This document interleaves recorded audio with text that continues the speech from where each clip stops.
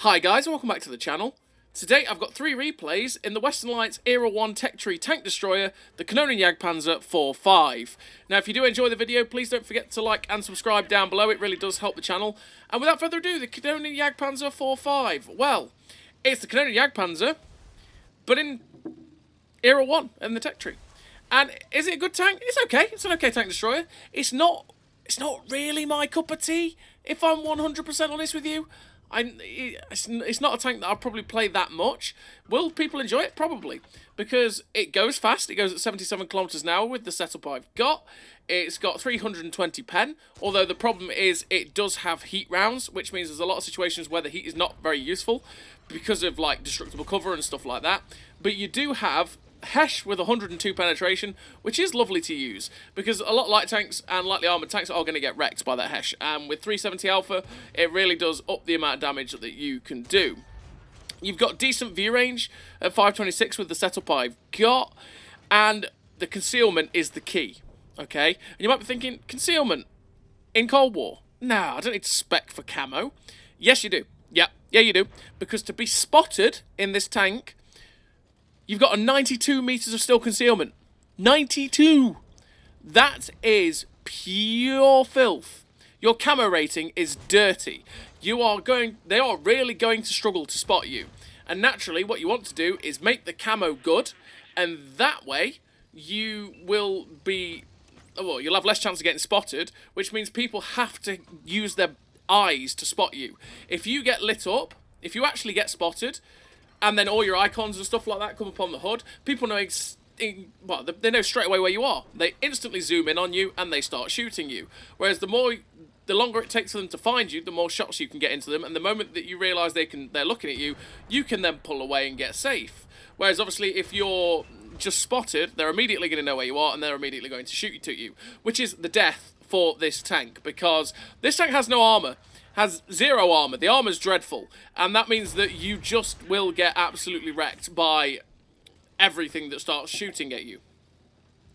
One of the other really nice things for this tank, by the way, is something that goes along with these KanonenJagdpanzer type chassis that you get on like the Rakuten Jagdpanzer, the Jaguar 1, you know, all these types of tanks, is the fact that this tank does go backwards as fast as it goes forwards. So it can go at 77 kilometers an hour forwards and 77 kilometers an hour backwards with the setup I've got, which is great. It's really, really nice feature for the tank to have. It means you can get out of dodge going backwards really fast as well as going forwards. So what do I run in terms of a crew on the old KanonenJagdpanzer 4.5? I run Born Leader, Rapid Reload, Sixth Sense, Steady Aim, Run and Gun, Camouflage Expertise, Silent Driving, Clutch Braking, Track Mechanic.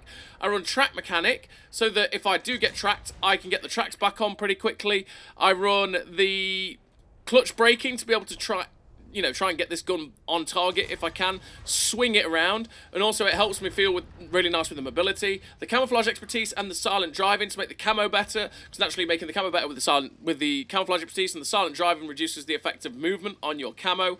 And then the gun perks like Steady Aim to make yourself 10% more accurate, because you always want to do that, and Run and Gun because we take a lot of shots like we just did there on that M103A1.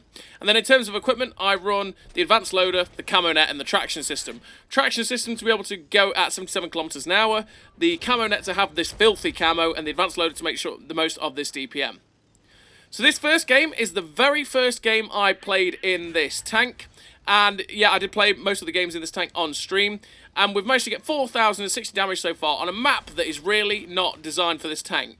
And then, unfortunately for me, my driving fails and the Centurion 5.1 appears. I'm trying to get turned so I can run away, and it's like, oh god, here we go. The Centurion 5.1 slams us into the wall with the ram, and at this point, it's like, I'm dead. And he finishes us off with the little ram, and sadly we did die there on Himmelsdorf. Finished the game with the close defeat, sadly. 1 kill, 4.4k damage.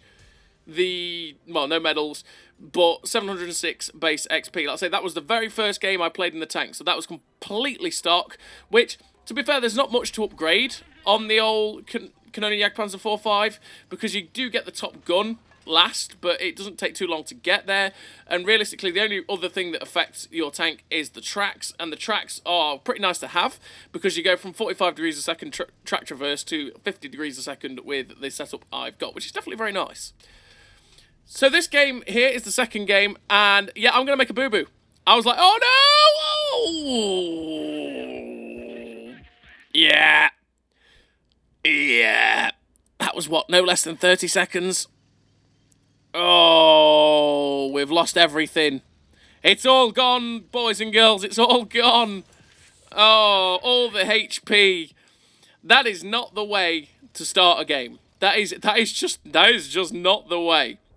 So now we have to be extremely careful now because obviously we're a one-shot for a lot of the things in this game. So we have to play ourselves extremely carefully, which means we're going to have to make the most of our camo. And this is where the camo can be really nice for this tank.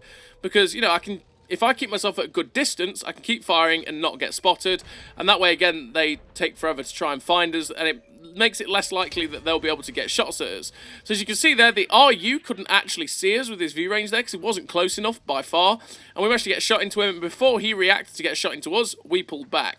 We're full sending backwards, and you can see the 77 kilometers an hour reverse speed here, which is lovely. We're full sending backwards because it looked like that RU was coming. And I know the RU could kill me with the Hesh round that it's got, but it could also just YOLO us, and I don't want to get shut down at this point. Naturally, we started off very, very badly in the fact that we, you know, lost all those hit points to that stupid bit of driving. Great driving, me. And I want to try and make the most of the game because we're still grinding at this point. I don't want to make it so that we zero out, don't really get much XP. I want to try and maximize the XP I can possibly get while I was grinding. So this gun that we actually have on this tank is really quite nice in terms of its accuracy, in the fact that I get it down to 0.23 base accuracy. You also have a 1.53 second aim time, which is filthy, which is great. With 1216 meters a second shell velocity on the heat rounds as well, which is also quite nice. But it's one of those guns that, while it's really accurate on paper, it just seems to like to miss at times. And it's like, oh, come on, gun, please. Just hit the target. You're supposed to be accurate. Do it, you know? It can be a little bit frustrating at times in that regard. So sometimes it's one of those ones where the paper stats don't match the accuracy of the actual tank sometimes. You're like, oh, come on. But yeah, so we got a shot towards the M103 that was down below us, but that M103 was coming, and I was not going to stick around to die to the M103.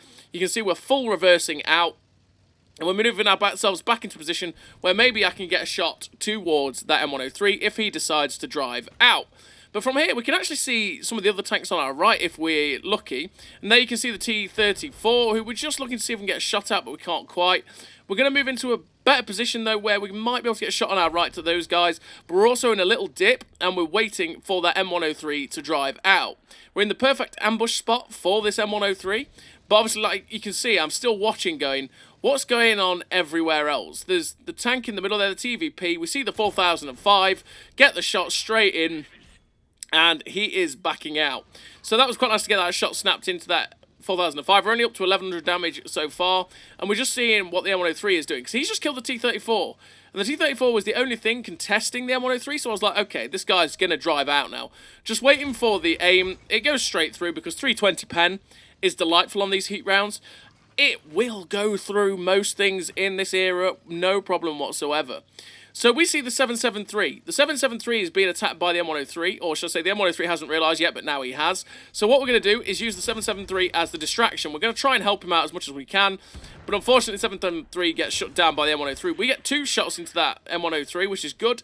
Puts him down to a 2-shot, but now we're going to get out of dodge, because we've put 2 shots into that M103. He's going to come back for us. We don't want that. So, because he can kill us in 1 shot, he's got 450 alpha, I have to kill him in 2 shots. We're not dealing with that. We're not going to sit there and take it head on. So what we're going to do is back off. And I'm thinking, do I back off and try and get some shots into this M103? Or do I see if I can put myself in a position to shoot the guys at F8? And it's like, you know what? I think I might be better help to my team who are sat at E6 and G6. Like a G6, sorry. To be able to get shots into these guys. I can actually help out better from here. So we try and get a shot towards the 268, and it's like, oh, come on, okay. I know it's 718 meters, but please. So the shot goes straight through the lower plate, and when you're shooting at people like this, these guys are focused on the guys below them. Oh, come on, gone. Yeah, with these guys are shooting at the guys below them, so they're not really focused on me. But I was always watching out for the moment it looked like they were staring at me, because if they start going, we're not taking any of your shenanigans anymore, I'm just going to back off, okay? So we're still trying to get some shots into this T95-3. We've got one shot in that tracked him. I'm thinking, come on, Amarak. Come on, Amarak. That shot went to the moon. Wow, that shot went really high. But the shots I was getting towards that T95-3 and the 268 seem to have thinned out a little bit. So what I actually want to do is put myself in a better position to get shots at those guys. So we're going to put ourselves in this little dip here, which protects me from those guys if they start looking at me. And I can also limit the amount that they can see me. So we actually see the T-34 over there, slap a shot towards him, finish him off, which, again, that's one of the reasons it's helpful to have good camo, because that T-34 could have spotted me, and this E3 and 268 will know exactly where I am, which, again, we don't want. So we get a shot to the 268, which puts him down to a potential one-shot, because we do have the 280 Alpha. He has 292, so obviously it's a potential high roll. That shot ricocheted to the moon. So the 268 is turned around. You can see that 268 is looking. He's scanning, and you can see it. He looks, and you go, no. We pop a shot at him, and you can see he is looking directly towards us. It's that moment that I was talking about. That moment where his gun clearly looked straight towards us. And we're like, nope. So we're going to chance it. Try and see if we can get a shot into his cupola, which we try. And he is clearly looking at us. He knows where we are, but we're chancing it. So we aim the shot, slap it in, and his shot misses us, thank the Lord. Just aiming to see if we can get this shot in to finish off that 268, and it flies true. Good night, Mr. 268. There's only 2 tanks left on the enemy team. There's a heavy tank, which is the M103. I was streaming at this point. Like I said, I'll leave a link to the stream down below so you can see it all live.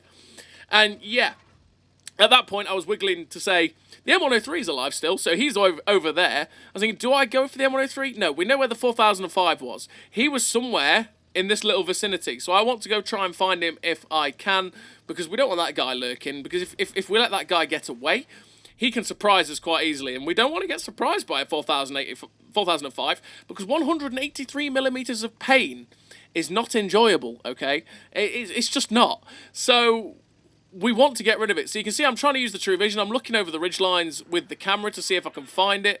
The M103 kills the T95E3, and I'm like, do I need to go help these guys? So we just look over the ridgeline. It's like, hello, Mr. 4005, I see you. And he clearly hasn't spec'd his 4005 for camo, by the way, because we actually, if he had his camo set up properly with camo net and stuff like that, we wouldn't have spotted that guy there. But we did get the shot into his turret, and he fled. We do have the Hessian, because naturally it's a 4005, it's a big barn. He gets spotted again. I didn't expect him to poke out in that little area there. But the shot flies wide, and I'm thinking, I'm ready to pop smoke. I'm ready to pop smoke at any minute. But he doesn't pop out of that little dip. The M103 has finally been shut down, so we want to try and get ourselves into a position to get a shot down into the FV 4005, because he is the last one left. So you can see again, I'm using the camera to look down to see if I can get the target, acquire the target. We find it. That shot flew in, and camo, he didn't see us. He did not spot us, which again is beautiful. And that means he doesn't really know where we are. He knows what direction we're coming from. There we go. We're aiming the shotting because we had heat loaded because we didn't need HE anymore. And we shut down the 4005. And we finished the game with the victory. We've come third on the team, 4.3k damage, which is a pretty damn nice game for saying we had no hit points. Third class and 1190 base XP, which in terms of base XP is a fairly average game really for the KanonenJagdpanzer 4.5 there. And to be fair, that was a really good game for saying that we had 300 odd hit points from the very start of that game. And we played it as cautiously as we could. We used the camo as best we could of this tank, because the camo is the asset. You've got a pretty good, well, I say pretty good. You do have good DPM. You have fantastic penetration. You have good mobility. You have very good camo. You've got to put yourselves in the right positions to use this tank, because you can get caught out very, very easily. And if light tanks start to come for you, obviously you're going to struggle because you don't have a turret. So you want to try and keep yourself away from positions where light tanks will come and YOLO you, because, yeah, you've got to position yourself right, essentially. Because if, say, an FV-107 or 101 or any sort of light tank in this era, to be fair, comes after you, even the new RU that's come out, it's going to hurt, and there's not much you're going to do. So we're on Fisherman's Bay in the last game, and this is actually one of the best games I had in the KanonenJagdpanzer 4.5. And right there again is another reason. It's just another reason why you need to spec out for the camo, because that M103 didn't see us. We get spotted, which is actually the M103 there. We try and snap the RBRT into the M103, but heat problems. We hit the destructible cover with the heat round, which means that it gets absorbed by the destructible cover, and we don't manage it to pen the M103. We pop the smoke to our left so that their team from the left cannot shoot me, and now we're just trying to put as many shots into this M103 as humanly possible. He's not really paying too much attention to us anymore because he's trying to get out of dodge, but I don't want him to get out of dodge. I want to try and punish him if I can and keep farming him with my pretty good DPM. He's turning to get shot at us. We get very lucky. We get very lucky that he doesn't pen us there. He only tracked us, but he's a one-shot now. So we get the RBRT, aim it up, and slam the heat shell straight through the M103A1 to shut him down. Now there's there's a 4005. We get the shot in to snap to shut down that 4005, which is glorious because you never want those things to be alive. We knew there was a tank in the back somewhere, and there it is, because it was spotted for a second, and we knew it was there. I was trying to see if I could see it with true vision, but I couldn't. But we've loaded the Hesh rounds because we can pen a SHAR 40T with the Hesh round with 102 pen. You can see we up our DPM massively when we launch these shells. We're penning him for 350, 360, which is beautiful. We try and take a blind shot to see if we can hit that SHAR 40T, and I'm just watching to see if I can see him, but I can't. We try and get a shot at the FV-107 who crosses our path, but he ends up, well, we end up missing him. We can see the SHAR 40T's turrets, which, he neoed it. This man's in the Matrix. But, oh my lord, this is what I mean by this gun. How did that one miss? That was fully aimed, he was stationary, but that one goes in. Because, of course, we had less of the target there, naturally. Thank you, RNG. But the final shell flies in, and we get 320 damage. And it's like, hang on a minute. What was going on? I did not notice this T95E3 whatsoever. This guy completely caught me off guard, and we get very lucky that he didn't get any shots into us. Actually, we're lucky that he didn't really pay any attention to us whatsoever, and he gets shut down by the Type 773. That was one of them moments where I was so focused on trying to get that tiny pixel shot into the SHAR 40T that I didn't realise the E3 was coming up behind me on the map. Oh, oopsie. Camo, by the way, yet again. We put 2 shots straight through the Type 62. Now we're looking for shots into the Centurion 2 at the back. Damages Armour, just waiting on the reload. He's pulling back, which we get another shot straight through his upper plate. Again, I have no doubts about my gun hitting these shots. He does get saved, though, by the fence post there, because, again, heat. Heat is a problem. You do have to think about where you're firing your shells, because if there's destructible cover in the way... it's going to get eaten. The heat shell is going to get eaten, so you've got to be very, very careful. By the way, what were the... Oh, beautiful. We get the little ram in there. What were the chances of hitting the Dead Rex gun there with that heat shell, by the way?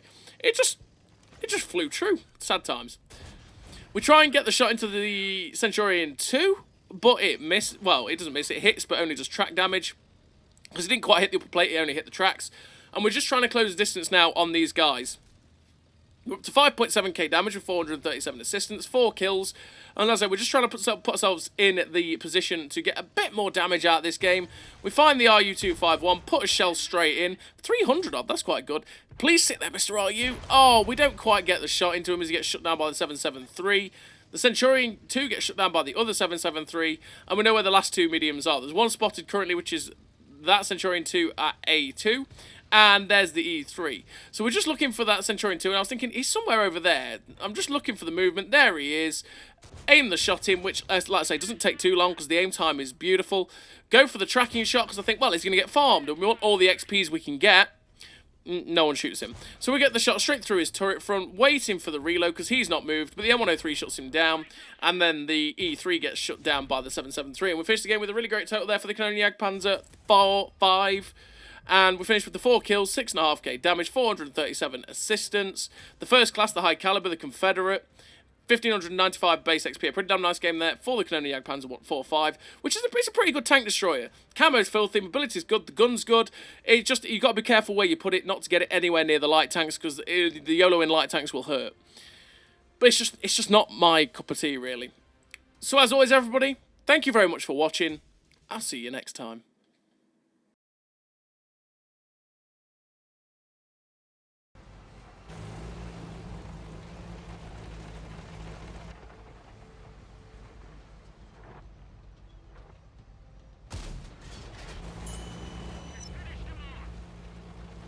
A great success.